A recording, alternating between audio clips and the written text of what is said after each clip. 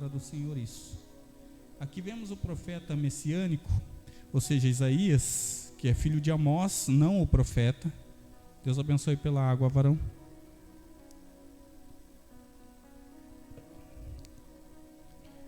Isaías torna-se um novo homem depois de ser tocado pela brasa viva, que foi tirada diretamente do altar do Senhor, sendo purificado de seus pecados.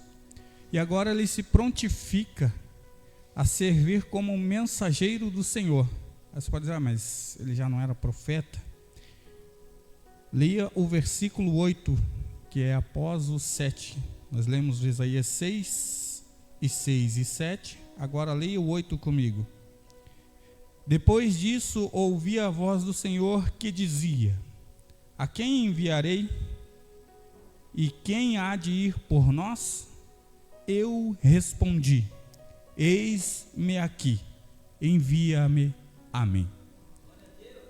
Quer viver algo novo da parte de Deus? Te prontifica a ser o mensageiro dele, a pregoar as boas novas, como disse Jesus: ide pelo mundo, pregai o evangelho a toda criatura.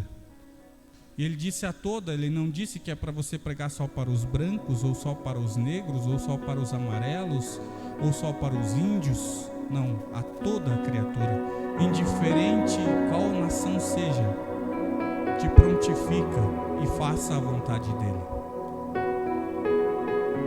Não se demore em ouvir a voz de Deus, e tenho certeza de que o novo dele vai chegar na sua vida. E é algo que, quem sabe, você nem esperava que acontecesse. Sabe, quando você está lá e de repente chega uma bênção que você não sabe explicar de onde veio, mas ela simplesmente veio. Era algo que, quem sabe, o teu coração desejava, mas você dizia, mas eu não consigo alcançar neste momento. Este momento, para mim, diante da minha realidade, é impossível alcançar. E você se atenta em fazer a vontade de Deus. E eu vou fazendo a obra, eu vou vivendo a obra, e de repente acontece. E você olha para um lado, olha para o outro e diz, mas de onde veio? Quando não tem explicação, entendemos como um milagre de Deus na nossa vida, mas como também algo novo. Algo que o nosso ser era incapaz de fazer. As nossas forças eram incapazes de alcançar. Eram incapazes de romper. Isto é o algo novo de Deus para mim e para você. A Bíblia diz que aquilo que o ouvido não ouviu, os olhos não viram, e aquilo que não desceu ao coração do homem, isto é o que Deus tem preparado para os seus. E nós lutamos confiando plenamente que alcançaremos isto da parte do Senhor, porque esta é a promessa feita por Ele. E a Bíblia também diz que Ele não é homem para que minta, e nem filho do homem para que se arrependa. Porventura diria o Senhor e não confirmaria? Segundo os historiadores, esse evento ele acontece aproximadamente em 740 a.C., quando Isaías tem esse encontro com Deus. Eu gosto de chamar de encontro porque a partir daí ele tem uma nova direção, uma nova forma de falar com o povo ao qual Deus o envia para falar acerca da sua mensagem. Mas é bem interessante dizer que aqui nós falamos também algo que pode ser ignorado se estivermos focados demais no passado. Eu quero que você, se quiser também, abra em Lucas capítulo 9, versículo de número 62. Se você tiver o celular é mais rápido, se não você pode anotar e ler em casa. A palavra do Senhor diz assim: e Jesus disse: ninguém que lança a mão do arado e olha para trás é apto para o reino de Deus. Significando aqui que não devemos olhar para trás, porque muitas das vezes nós ficamos apegados a algumas coisas na nossa vida, sejam elas materiais, sejam pessoas, e perdemos o foco. A Bíblia vai dizer que o salmista diz: olharei para os montes, de onde me virá o socorro? O meu socorro vem do Senhor, que fez os céus e a terra. Ou seja, Ele é socorro bem presente. Então, por que muitas das vezes nós ficamos olhando para trás, ou olhando para aquilo que os outros dizem, para aquilo que os outros falam? Porque quem sabe a pessoa está fisicamente presente na sua frente, e Deus não é visível, mas é real. Ele é verdadeiro, Ele é único, não há outro que possa ser adorado, digno de receber toda adoração. Ele não é devedor, porque quando nós damos glória a Ele, quando nós mandamos glória para cima, Ele manda glória para baixo. E aí somos cheios do Espírito Santo. Aleluias. Então significa que não podemos olhar para trás. Uma vez que você é chamado, não tem mais volta. A Bíblia diz que muitos são chamados, poucos são. Aleluias. Poucos são os escolhidos. E eu ouvi uma vez uma frase e eu gostei muito dela. Eu concordo que um escolhido, ele não tem escolha. Porque a Bíblia acabou de dizer aqui: ninguém que lança a mão do arado. Você sabe o que é um arado? Quantos sabem o que é um arado aqui? Você sabe que depois que você começa, se você olhar para o lado, se você desconcentrar um pouquinho, ou você tomba, ou você sai fora do caminho que era para ir. Para quem não sabe, arado é puxado pelos bois, é algo montado ali, se eu não me engano, com um só, né, pastor? Com um gancho só, e vai arando a terra ali para fazer o plantio da semente. Então não devemos olhar para trás. Depois que o Senhor te chama e te escolhe, fique na presença dele, dê ouvido somente a ele, para que não aconteça com você o que aconteceu com a mulher de Ló. Se você tiver com o celular aí, com a Bíblia aberta, abra em Gênesis 19, 26. Depois eu gostaria que alguém lesse para mim Gênesis 19, 17, se puder deixar aberto aí, por gentileza. Gênesis 19, 26 diz assim: mas a mulher de Ló olhou para trás e se transformou numa coluna de sal. No caso da mulher de Ló, foi um ato de desobediência. Alguém achou Gênesis 19, 17? Pode ler.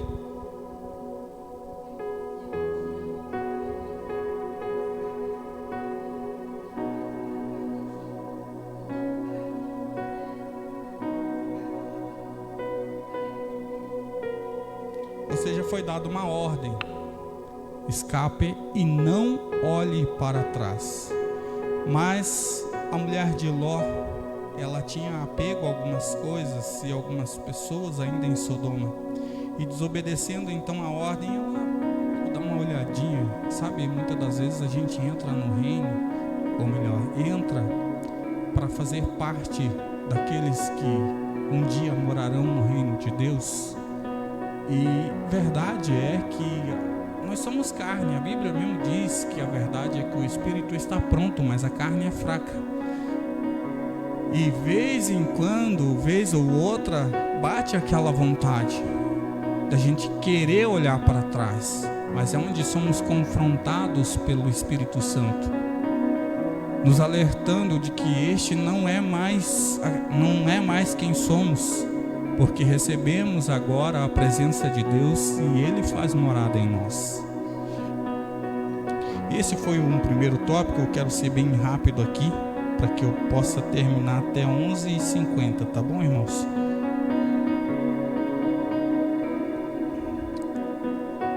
Eis que porei um caminho no deserto.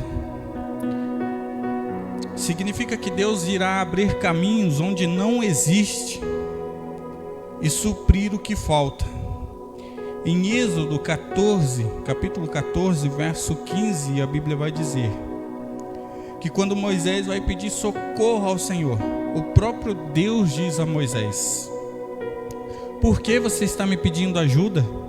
Diga ao povo que marche, levante o bastão e estenda sobre o mar, a água se dividirá, e os israelitas poderão passar em terra seca pelo meio do mar. Tem outro caminho seguro para passar? Não tem. Quando eu olho para essa passagem, eu lembro de Pedro, quando ele avista Jesus andando por sobre as águas. Eu ouvi de alguém do mundo dizendo: as oportunidades estão em todos os lugares, como nunca sabemos onde ela vai aparecer, esteja em todos os lugares. E ali a oportunidade apareceu para todos, porque não estava só Pedro, mas Pedro foi o único que desceu do barco, que parecia ser o local mais seguro naquele momento, embora estava ali cercado pela tempestade, e pediu ao Senhor que fosse até ele. Uma coisa que o salmista disse: olharei para os montes, de onde me virá o socorro. Pedro, enquanto estava com os olhos fitados no Senhor, ele estava andando, mas no momento que ele olhou e falou: rapaz, isso aqui não era para mim não. Bateu o medo, assim como em mim e em você. Somos seres humanos, somos falhos, e até que esse corpo seja transformado num corpo de glória, assim seremos em busca da perfeição. Não aperfeiçoados ainda, mas em busca da perfeição. Mas um dia chegaremos lá, eu creio nisso. Eu e você faremos morada com Ele, porque Ele disse que voltaria para buscar um povo, para estar com Ele onde Ele estivesse. Aleluias.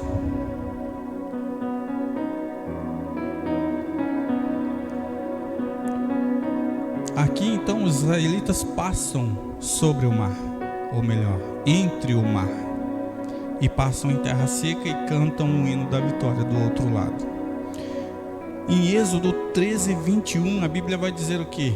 Vai dizer que durante o dia o Senhor ia adiante deles numa coluna de nuvem para guiá-los no caminho, e de noite numa coluna de fogo para iluminá-los, e assim podiam caminhar de dia e de noite. Aqui literalmente guiando pelo caminho. Mais uma vez vemos a infinita bondade do Senhor para com seu povo, porque é assim na nossa vida. Sabe quando você se depara com uma muralha que parece intransponível? Aí você olha e se diz: eu preciso seguir em frente, mas essa muralha não me permite. Eu não vejo uma saída, eu não vejo, parece que eu estou num labirinto. Desse lado tem uma muralha, desse lado tem outra, na minha frente tem outra e atrás tem outra. Parece que eu estou num labirinto sem saída. Mas aí o Senhor aparece e faz o impossível acontecer diante dos seus olhos. Basta que você creia. Afinal de contas, Jesus disse que se tivéssemos fé, nós diríamos às montanhas: passa daqui para ali, e assim aconteceria. Mas é ter fé, é acreditar sem duvidar, nem um mínimo de dúvida, ter a plena certeza, a plena convicção de que vai acontecer.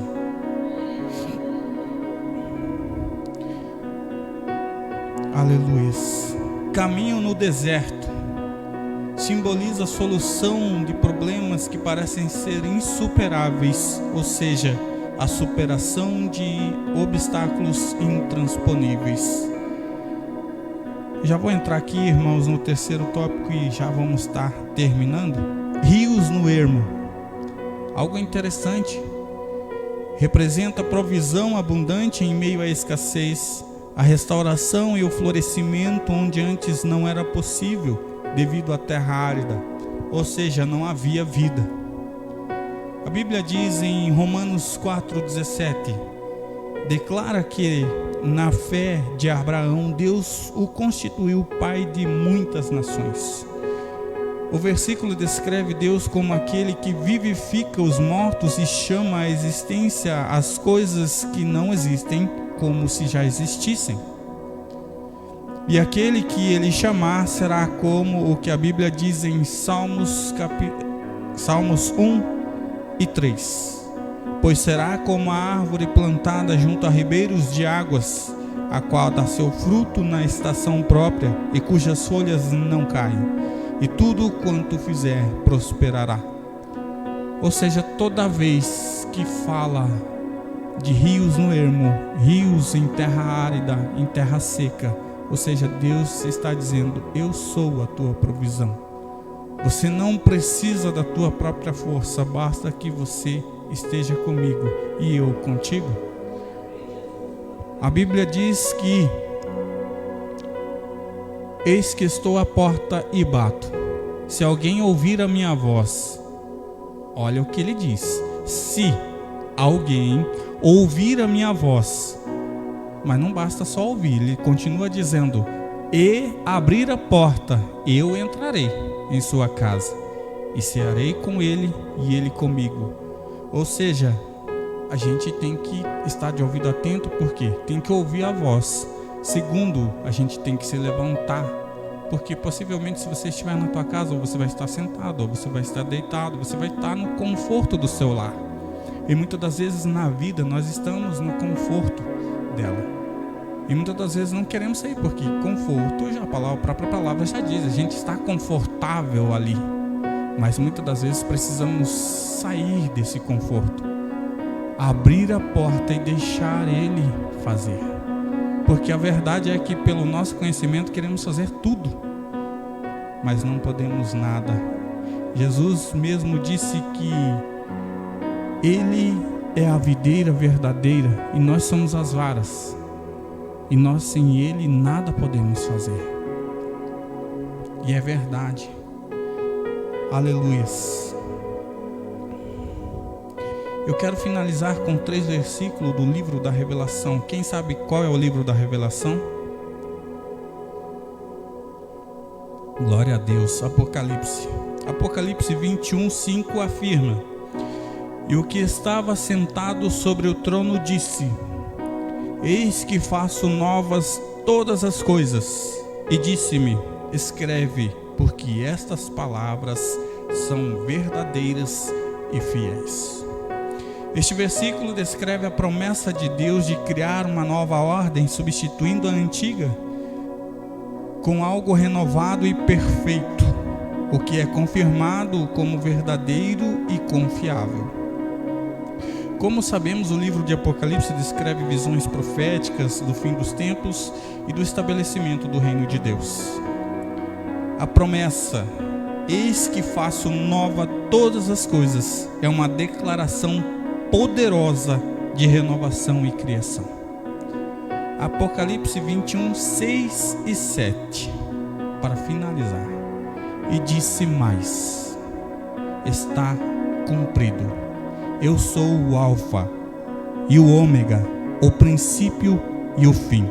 A quem quer que tiver sede, de graça lhe darei da fonte da água da vida. Quem vencer herdará todas as coisas, e eu serei seu Deus, e ele será meu filho. Uma palavra poderosa de revelação para mim e para a sua vida, para nos incentivar a continuar lutando, para que no grande dia da vinda do nosso Senhor, aquele a quem tanto almejamos, nós possamos estar com Ele na eternidade, adorando Ele, assim como na visão do profeta, quando eu comecei aqui dizendo, eles diziam uns aos outros: Santo, Santo, Santo é o Senhor dos exércitos. E que eu e você possamos estar juntos, reunidos lá nessa mesma fé, nessa mesma alegria, nessa mesma união, porque unidade é isso, estar em Cristo, ligado em Cristo. Essa é a verdadeira unidade, estar num corpo só ligado. Quando um não pode, por algum motivo, o outro se levanta, e assim sucessivamente. Eu amei esta igreja desde o princípio, quando comecei a ouvir os afazeres do pastor desta igreja. E a gente vê a humildade que o pastor tem, não é porque ele está presente, mas é a verdade, foi uma das coisas que me cativou aqui. Assim, ver a humildade com que ele e a pastora fazem, sem esperar nada em troca. Sabe, a gente vê assim como que eu posso dizer? sinceridade é pouco, eu não sei como expressar isso. Eles fazem quase como uma ingenuidade que hoje em dia é difícil de se encontrar. Alguém que faça por amar a Deus, primeiramente, porque só faz o que eles fazem quem ama a Deus. Porque Deus, Ele nos deixou alguns mandamentos, e Cristo, Ele disse assim: ama o teu Deus com toda a tua força, toda aquela história que você já sabe, mas ama o teu próximo como a ti mesmo. Não tem como viver em amor se você não cuida do teu próximo, se você não ama, se você não faz por ele. Porque esse é um mandamento do Senhor. E se você não faz pelo Senhor, não tem como você viver em amor. Se você faz pelo Senhor, você faz pelo teu próximo. E a Bíblia diz que o que a tua mão direita fizer, a tua mão esquerda não precisa ficar sabendo. E é exatamente isso que a gente vê no pastor e na pastora. Eles não estão aqui para aparecer, para crescer por causa de placa, por causa de quantidade de pessoas, não. Eles estão aqui verdadeiramente porque querem servir o reino de verdade. Irmãos, essas são as palavras que o Senhor colocou no meu coração. Tentei abreviar ao máximo que deu. Confesso que não foi fácil, mas agradeço a Deus por essa oportunidade. Quero explicar por que estou de chinelo aqui em cima, para que os irmãos não se espantem. Ontem eu tive um acidente de trabalho, estou sem uma unha do pé, do dedo, melhor dizendo. Literalmente arrancou a unha toda. Então, mas estamos aqui para a glória de Deus, né? E o que importa é fazer a obra. E mais uma vez eu reforço: escolhido não tem escolha. Se Ele te chamou, faça. O profeta disse: eis-me aqui, envia-me a mim. Amém?